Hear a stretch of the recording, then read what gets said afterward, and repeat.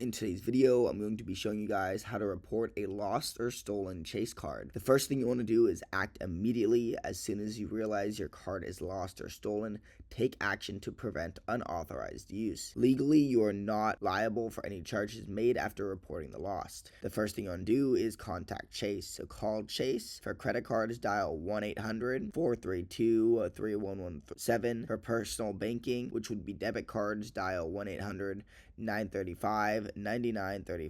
For business credit cards, dial 1-888-269-8690. These numbers are also available on Chase's customer service page or the back of your card if accessible. This step 3 would be to use the Chase mobile app or website. This is optional if you do not want to call. You can report the card through the Chase mobile app or website.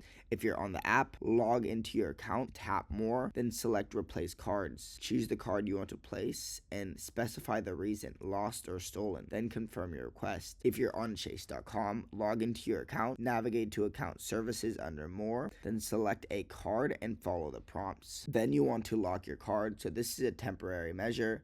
If you suspect the card is misplaced but not stolen, lock it temporarily via the Chase mobile app. Log in, select your card, tap lock and unlock to prevent unauthorized use while you search. Then you want to confirm recent transactions. So review recent transactions with a Chase representative to identify unauthorized charges and be honest about legitimate charges, as falsely reporting them violates your agreement. Then you want to receive a replacement card. So once reported, Chase will issue a replacement card. It's expected to arrive within 3 to 5 business days. If you need a fast delivery, request this during your call or online interaction. Then you want to update linked accounts, so update any recurring payments or subscriptions with your new card details once received. Then you want to monitor your account, so to check future statements for unauthorized charges around the time of the loss or report them immediately. Consider placing a credit freeze with one of the credit bureaus if identity theft is a concern. If this helps you, make sure to subscribe, but for now, goodbye.